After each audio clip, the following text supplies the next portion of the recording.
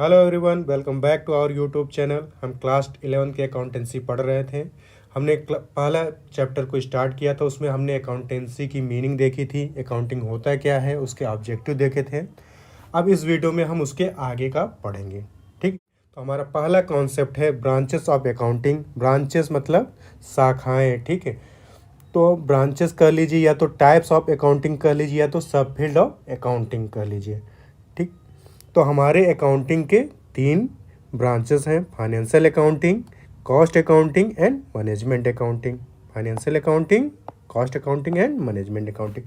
अब इनको चलिए हम देख लेते हैं कि एक एक को देख लेते हैं कि इसमें हम करते क्या है। फाइनेंशियल अकाउंटिंग में क्या होता है, कॉस्ट अकाउंटिंग में क्या होता है और मैनेजमेंट अकाउंटिंग में क्या होता है। सबसे पहला था हमारा financial accounting. Financial accounting, the purpose of this branch is to keep a record of all financial transaction so that profit and loss, क्या कर रहा है, profit and loss of business during a accounting period can be workout.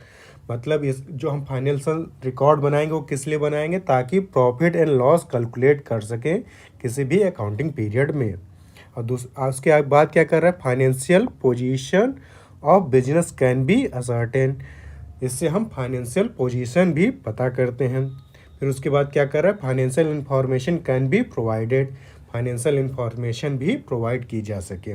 जो हम class 11 और आगे भी आप जाके क्लास 12 में पढ़ेंगे वो हमारा फाइनेंशियल अकाउंटिंग का ही हिस्सा है। हम इसको यहाँ पे क्लास 11 क्लास 12 में हम फाइनेंशियल अकाउंटिंग ही पढ़ने वाले हैं। अब दूसरा हमारा क्या था, कॉस्ट अकाउंटिंग। कॉस्ट अकाउंटिंग मतलब लागत। लागत लेखांकन। लागत का क्या मतलब होता है, किसी भी चीज़ को बनाने में कितनी कॉस्ट आई। तो उसी पर्पज़ के लिए ये यूज किया जाता है कि मतलब अब जाहिर सी बात है, जो प्रोडक्ट बना रहा होगा, जो मैन्युफैक्चरिंग कर रहा होगा या सर्विस प्रोवाइड कर रहा होगा, वो इसको यूज कर रहा होगा। चलिए देख लेते हैं कि इसमें है क्या।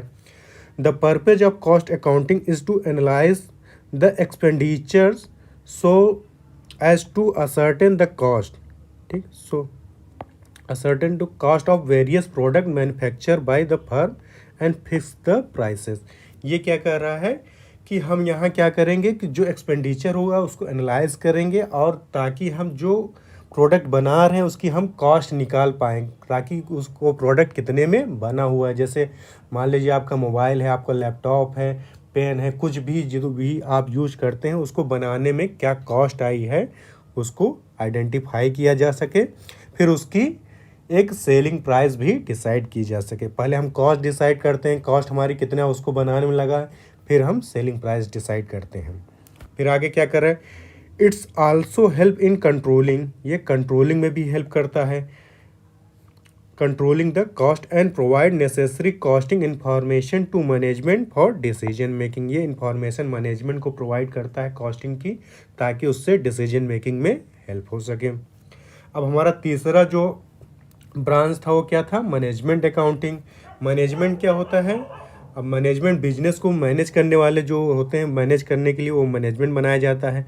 तो वो जो अकाउंटिंग यूज करेंगे, वो जो अकाउंटिंग इंफॉर्मेशन यूज करेंगे जिस पर्पज़ के लिए, वो किस लिए करेंगे, डिसीजन लेने के लिए यूज करेंगे। तो जो भी मैनेजमेंट डिसीजन मेकिंग बनाने के लिए अकाउंटिंग यूज करता है वो हमारा क्या हो जाता है, मैनेजमेंट अकाउंटिंग।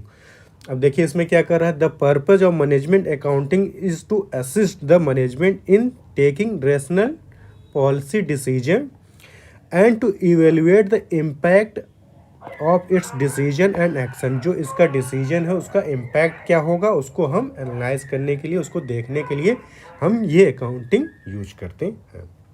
अब चलिए हम अगले कॉन्सेप्ट पे चलते हैं, user of accounting information. User मतलब अकाउंटिंग इंफॉर्मेशन जो हो रही है, जो भी हमारा बिजनेस से हमने अकाउंटिंग की है, जो भी उससे अकाउंटिंग इंफॉर्मेशन मिल रही है, उसको यूज कौन कौन करेगा। ठीक है, तो ये हमारे 2 टाइप के यूजर होते हैं, एक होता है इंटरनल यूजर, एक होता है हमारा एक्सटर्नल यूजर। इंटरनल यूजर मतलब जो बिजनेस से डायरेक्टली कनेक्टेड हो। अब डायरेक्टली कौन कनेक्ट होता है, जाहिर सी बात है जो बिजनेस चला रहा है, जिसका बिजनेस है वो ओनर होगा, और बिजनेस का जो मैनेज कर रहा है वो होगा। तो हमारा इंटरनल यूजर में जो डायरेक्टली बिजनेस से कनेक्टेड रहते हैं वो हमारा इंटरनल यूजर में आ जाते हैं। जैसे कि एग्जांपल कहा जाए, ओनर हो गए और मैनेजमेंट हो गए। वहीं एक्सटर्नल यूजर कौन होगा, जो बिजनेस से बाहर हैं या तो इनडायरेक्ट तरीके से कनेक्टेड हैं, वो हमारे एक्सटर्नल यूजर हो जाएंगे। जैसे कह लीजिए क्रेडिटर। क्रेडिटर कौन होते हैं? जैसे आपको अभी पता नहीं होगा कि क्रेडिटर कौन होते हैं। सिंपल से कहा जाए कि जैसे मैं कोई बिजनेस चला रहा हूँ, तो कहीं से मैंने सामान खरीदा हुआ है, तो उसको मुझे पैसे देने हैं, तो मैं क्या हो जाऊँगा, वो मेरा क्या हो जाएगा, क्रेडिटर हो जाएगा, जिसको मुझे पैसे वापस करने हैं। ठीक है, तो ये मैं उसके लिए क्या हो जाऊंगा, मतलब क्रेडिटर में हो गया, वो मेरे लिए क्रेडिटर हो गया। तो क्रेडिटर जो मेरा होगा, उसको ये तो पता होना चाहिए ना कि मेरे पास कितना पैसा है, कितना मेरा बिजनेस सही चल रहा है कि नहीं चल रहा है। तो वो इन्फॉर्मेशन जानने के लिए वो क्या करेगा, अकाउंटिंग इन्फॉर्मेशन यूज करेगा। वहीं हम मान लीजिए कहीं लोन लेने जा रहे हैं बैंक में, तो हमारा बैंकर भी हमसे क्या मांगेगा, अकाउंटिंग इन्फॉर्मेशन मांगेगा कि आपका बिजनेस कैसा चल रहा है, बिजनेस सही चल रहा है कि नहीं चल रहा है, तभी तो हमको वो क्या देगा, लोन देगा। उसी तरीके से कोई हमारे बिजनेस में इन्वेस्ट करना चाहेगा, तो वो भी हमारा क्या होगा, वो भी हमारा अकाउंटिंग इन्फॉर्मेशन देखेगा। जैसे आप लोग ने शार्क टैंक तो देखा ही होगा, तो वहाँ क्या होता है, अकाउंटिंग इन्फॉर्मेशन बताते थे कि नहीं, पहले आइडिया बताते थे, फिर अकाउंटिंग इन्फॉर्मेशन बताते थे कितना हमारा सेल हो गया, ये सब चीज़ें हो गए। तो वो सब कौन होते थे, इन्वेस्टर होते थे। तो वो हमारे कौन हो गए, एक्सटर्नल यूजर। यूजर हमारे दो टाइप के होते हैं, इंटरनल यूजर और एक्सटर्नल यूजर। जो बिजनेस से डायरेक्टली कनेक्टेड हो वो हमारा क्या हो गया, इंटरनल यूजर। जो इनडायरेक्टली कनेक्टेड हैं तो हमारा क्या हो गया, एक्सटर्नल यूजर।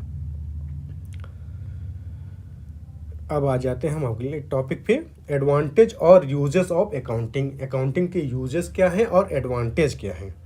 अब पहला है helpful in management of business. Business को मैनेज करने के लिए हमारा अकाउंटिंग का इंफॉर्मेशन जो होता है, अकाउंटिंग बहुत हेल्पफुल होता है। जैसे अकाउंटिंग इन्फॉर्मेशन को हम यूज करके हम प्लानिंग करते हैं, डिसीजन मेकिंग लेते हैं, कंट्रोलिंग करते हैं। तो ये एक तरीके से कर सकते हैं कि helpful in management of business.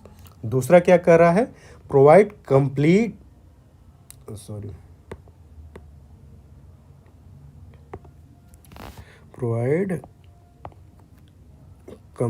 And systematic record. ठीक, ये कि दूसरा पॉइंट हमारा क्या कर रहा है, provide complete and systematic records. ये हमको क्या प्रोवाइड करता है, complete and systematic record provide करता है। उसके बाद क्या कर रहा है, information regarding profit and loss. Accounting से हमको क्या पता चलता है कि कौन सा बिजनेस कितना प्रॉफिट अर्न किया, कितना लॉस किया, उससे हम कहाँ से हमको पता चलता है, ये अकाउंटिंग से पता चलता है। तो एक फ़ायदा ये भी अकाउंटिंग का है, information regarding and profit and loss. इससे हमको प्रॉफिट एंड लॉस का पता चलता है। अब तीसरा क्या है, information regarding financial position. Accounting हमको किसी भी बिजनेस का फाइनेंशियल पोजीशन बताता है कि उसकी फाइनेंशियल पोजीशन कैसी है। फाइनेंशियल पोजीशन कहा जाए सीधा सरल शब्दों में तो मतलब किसी के पास कितना एसेट है, एसेट मतलब संपत्ति उसकी कितनी है, और कहाँ से वो लायबिलिटी उसकी कितनी है, मतलब लायबिलिटी मतलब कहाँ से कितना उसको पैसा किसी और को देना है। ठीक, तो ये हो गया हमारा financial position. Enable comparative study. Accounting से हम कंपैरेटिव स्टडी कर पाते हैं। जैसे हम हर साल अकाउंटिंग कर रहे हैं, तो पिछले साल हमने कितना अर्न किया था, प्रॉफिट किया था, पिछले साल हमारा कितना क्या कहते हैं फाइनेंशियल पोजीशन हम कहाँ थे, और इस साल हम कहाँ हैं। तो ये कंपैरेटिव स्टडी में खुद से कंपेयर करने में और दूसरों से भी कंपेयर करने में एक हेल्प करता है अकाउंटिंग। अब अगला हमारा लास्ट क्या है, helpful in assessment of tax liability. Tax liability के असेसमेंट में ये हमको हेल्प करता है। अब ये क्या होता है, अब जाहिर सी बात हम कोई बिज़नेस कर रहे हैं, तो बिज़नेस कर रहे हैं तो हम कुछ भी जो अर्न करेंगे, प्रॉफिट अर्न करेंगे, सेल भी करेंगे, तो उसमें हमको क्या करना पड़ेगा, जो भी हम इनकम जनरेट करेंगे उस पर हमको गवर्नमेंट को टैक्सेस देनी पड़ेंगे। अब गवर्नमेंट को टैक्सेस दे रहे हैं, तो अब ऐसा तो है नहीं हम कुछ भी जाके हम टैक्स दे के चले आ रहे हैं। गवर्नमेंट कहेगा भैया आपने कितना कमाई है, तो वो भी जानना चाहेगा ना कि आपने कमाया कितना है। मान लीजिए आपने कमाया बहुत ज़्यादा है, आपने हमको टैक्स ही बहुत कम दिया है, तो उस पर्पज़ के लिए हम अकाउंटिंग इन्फॉर्मेशन उनको दिखाते हैं कि हमारा इतना सेल हुआ था, हम आपको इतनी इनकम हुई थी, तो उसके बेस पे हम आपको इतनी टैक्स लायबिलिटी इतनी हम दे रहे हैं। ठीक है, तो चलिए हम अगले नेक्स्ट कॉन्सेप्ट पे चलते हैं, लिमिटेशन ऑफ अकाउंटिंग। लिमिटेशन मतलब इसकी क्या क्या कमियां हैं अकाउंटिंग की। तो पहली कमियां हैं इन्फ्लुएंस बाय पर्सनल जजमेंट। अब जैसे अकाउंटिंग में बहुत सारे मेथड होते हैं, तो हर पर्सन अलग अलग मेथड फॉलो कर सकता है। जैसे आप आगे जाके पढ़ेंगे डिप्रिसिएशन। डिप्रिसिएशन में आप देखेंगे कि डिप्रिसिएशन करने के कई सारे मेथड हैं। तो मान लीजिए कोई एक बिजनेस करने वाला एक कोई और मेथड फॉलो कर रहा है और कोई दूसरा और कोई मेथड फॉलो कर रहा है, तो यहाँ क्या हो रहा है, पर्सनल जजमेंट के अकॉर्डिंग ये लोग काम कर ले रहे हैं। तो यही कहा जा रहा है इन्फ्लुएंस बाय पर्सनल जजमेंट। अब दूसरा क्या कहा जा रहा है, based on accounting concept and convention. ये किस पे बेस्ड है, अकाउंटिंग कॉन्सेप्ट एंड कन्वेंशन पे बेस्ड है। जो अकाउंटिंग कॉन्सेप्ट एंड कन्वेंशन है ये बहुत टाइम पहले बने हुए हैं और आज का जो बिजनेस का दौर है काफ़ी चेंज होता जा रहा है। तो यही चीज़ इसकी लिमिटेशन है कि जो कॉन्सेप्ट एंड कन्वेंशन है काफ़ी पुराने हैं। तीसरा हमारा क्या है, इनकम्प्लीट इन्फॉर्मेशन। हमको अकाउंटिंग में क्या इन्फॉर्मेशन प्रोवाइड करता है, सिर्फ financial position, financial information provide करता है और वो कोई इन्फॉर्मेशन नहीं प्रोवाइड करता है, उसके अलावा और हमको कोई इन्फॉर्मेशन नहीं देता है। तो ये क्या हो जाएगा, इनकम्प्लीट इन्फॉर्मेशन हमको प्रोवाइड करता है। और नेक्स्ट है हमारा ओमिशन ऑफ क्वालिटेटिव इन्फॉर्मेशन। ये अकाउंटिंग में हमको सिर्फ फाइनेंशियल इन्फॉर्मेशन पता चलती है, उसमें हमको क्वालिटेटिव इन्फॉर्मेशन नहीं पता चलती। जैसे हमको प्रॉफिट हुआ या लॉस हुआ तो वो चीज़ हमको यहाँ पता चल जाएगी कि कितने का प्रॉफिट हुआ, कितने का लॉस हुआ, लेकिन वो मैनेजमेंट हमारा कैसा था, किसकी वजह से इतना फ़ायदा हुआ, किसके वजह से लॉस हुआ, वो चीज़ हमको यहाँ पे नहीं पता चलेगी। अब हमारा नेक्स्ट है based on historical cost. Accounting जो है हिस्टोरिकल कॉस्ट पे बेस्ड है। जैसे मान लीजिए एक एग्जांपल मैं देता हूँ। आज मान लीजिए कोई मैं प्रॉपर्टी खरीदता हूँ तो उसको मैं अकाउंटिंग में क्या करूँगा, जिस प्राइस पे मैंने ख़रीदा है उसको उसी प्राइस पे मैं अकाउंट में रिकॉर्ड कर लूँगा। अब 5-10 साल बाद उसकी वैल्यू क्या होगी, बढ़ेगी। तो 5-10 साल बाद भी जो अकाउंटिंग में मेरे उसकी बुक वैल्यू किस दिन दिखती रहेगी, जो मैंने जिस प्राइस पे आज लिया है इसी प्राइस पे वो दिखती रहेगी। तो एक लिमिटेशन ये हो जाएगा कि वो हिस्टोरिकल कॉस्ट ही दिखाता है, रियलाइज कॉस्ट नहीं दिखाता, रियल कॉस्ट वो नहीं दिखाता है। अफेक्टेड बाय विंडो ड्रेसिंग, ये विंडो ड्रेसिंग के द्वारा इफेक्ट किया जा सकता है। अब विंडो ड्रेसिंग क्या है, विंडो ड्रेसिंग एक मैनिपुलेशन ऑफ अकाउंटिंग है कि अकाउंटिंग को मैनिपुलेट करके जैसे सजा और धजा के एक अच्छे से दिखाया जाए। मान लीजिए कोई बेकार सी कंपनी है उसके अकाउंट में, लेकिन क्या करते हैं गड़बड़ घोटाला करके उसको अच्छे से दिखाया जाए ये बहुत अच्छी कंपनी है, तो वही कहा जाता है विंडो ड्रेसिंग। ठीक। अब लास्ट है हमारा अनसुटेबल फॉर फोरकास्टिंग। ये हमारा फोरकास्टिंग के लिए सुटेबल नहीं है। अब अकाउंटिंग इन्फॉर्मेशन हम हिस्टोरिकल कॉस्ट पे बेसिस है, तो इससे हम फोरकास्टिंग आगे का लिए हमारा ये सुटेबल नहीं होगा। अब हमारा अगला कॉन्सेप्ट है क्वालिटेटिव कैरेक्टरिस्टिक ऑफ अकाउंटिंग। मतलब ये गुणात्मक कैरेक्टरिस्टिक क्या है अकाउंटिंग के। तो ये हमारा सबसे पहला है रिलायबिलिटी। रिलायबिलिटी मतलब विश्वसनीय होना चाहिए। जो भी हम अकाउंटिंग कर रहे हैं, अकाउंटिंग इन्फॉर्मेशन है, वो हमारा ट्रू एंड फेयर वैल्यू हमको दिखाना चाहिए। जो भी अकाउंटिंग इन्फॉर्मेशन हो उस पर हम रिलाई कर सकें, उस पर हम भरोसा कर सकें, उसके बेसिस पे हम डिसीजन ले सकें। ठीक है, रिलायबिलिटी मतलब उस पर हम डिसीजन उसके बेसिस पे ले सकें, उस पर वो हमको ट्रू एंड फेयर व्यू दिखाना चाहिए। ट्रू एंड फेयर व्यू होना चाहिए। उसके बाद दूसरा है रिलेवेंस। रिलेवेंस क्या होता है, रिलेवेंस का सीधा से एग्जाम्पल दिया जाए तो मान लीजिए आपका एग्ज़ाम होना है। ठीक है, आपका एनुअल एग्ज़ाम था, आपको मैंने कहा था कि आपको मैं नोट्स अकाउंटिंग के प्रोवाइड कर दूंगा, लेकिन एग्ज़ाम से पहले मैं आपको नोट्स नहीं प्रोवाइड किया। एग्ज़ाम आपका हो गया, एग्ज़ाम के बाद आपको मैंने नोट्स प्रोवाइड किया। तो जो नोट्स मैंने आपको प्रोवाइड किया, क्या आपके लिए वो रिलेवेंस हुआ, क्या आपके लिए वो इम्पोर्टेंस रहा उसका नोट्स का? तो आप कहेंगे कुछ नहीं इम्पोर्टेंस रहा। तो वही चीज़ यहाँ कहा जा रहा है कि जो अकाउंटिंग इन्फॉर्मेशन है सही टाइम पे सही जगह अगर नहीं मिल पा रही, मतलब मिलनी चाहिए। अकाउंटिंग इन्फॉर्मेशन जो है हमारी सही टाइम पे सही जगह पे हमको अकाउंटिंग इन्फॉर्मेशन मिलनी चाहिए। तीसरा क्या है, अंडरस्टैंडेबिलिटी। अंडरस्टैंडेबिलिटी मतलब जो अकाउंटिंग की जा रही है, जो भी अकाउंटिंग इन्फॉर्मेशन है वो अंडरस्टैंडेबिलिटी हो, मतलब उसको हम अंडरस्टैंड कर सकें, उसको समझ सकें, उसमें हमको वो बता क्या रहा है, कि वो कह क्या रहा है। अकाउंटिंग इन्फॉर्मेशन हमको मान लीजिए प्रॉफिट या लॉस जो भी दिखा रहा है उसको हम समझ पाएँ कि हमको बता क्या रहा है, हमारा बिजनेस में चल क्या रहा है, कोई भी उसको देख के समझ सके। ठीक है, तो लास्ट है हमारा कंपेरेबिलिटी। कंपेरेबिलिटी मतलब हम अकाउंटिंग को कंपेयर कर सकें। ठीक है, खुद से कंपेयर कर सकें, हम मान लीजिए हर साल अकाउंटिंग बना रहे हैं, तो हमने पिछले साल हमारा पोजीशन क्या था, इस साल हमारा प्रॉफिट एंड लॉस पोजीशन क्या है, फाइनेंशियल पोजीशन इस साल क्या है, हमने पिछले साल कैसा परफॉर्मेंस किया था, इस साल कैसे किया था।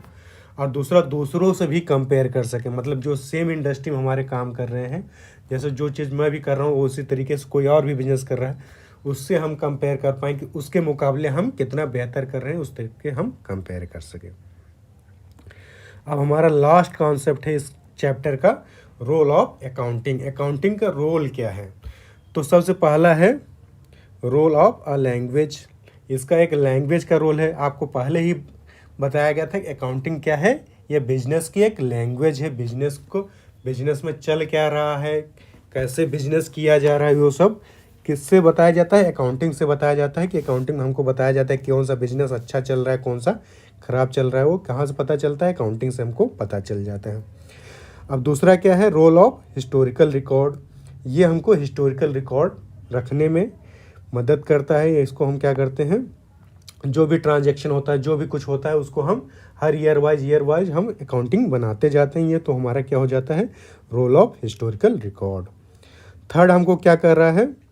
Role of determining profit and loss. Profit and loss को भी बिजनेस का डिटरमाइन करने में ये अकाउंटिंग हम हेल्प करता है। अकाउंटिंग का उसमें बहुत बड़ा रोल होता है। अकाउंटिंग से ही हम प्रॉफिट एंड लॉस कैलकुलेट करते हैं। Role of determining the financial position. किसी भी बिजनेस का फाइनेंशियल पोजीशन जानने के लिए हम अकाउंटिंग से ही कैलकुलेट करते हैं कि फाइनेंशियल पोजीशन उसकी क्या है। The role of information system. जो अकाउंटिंग इंफॉर्मेशन निकलती है, मतलब जो भी बिजनेस कैसा चल रहा है, उसकी अकाउंटिंग से ही हम एक इंफॉर्मेशन निकालते हैं। अकाउंटिंग इंफॉर्मेशन सिस्टम का एक रोल अदा करता है। तो इस वीडियो में इतना ही।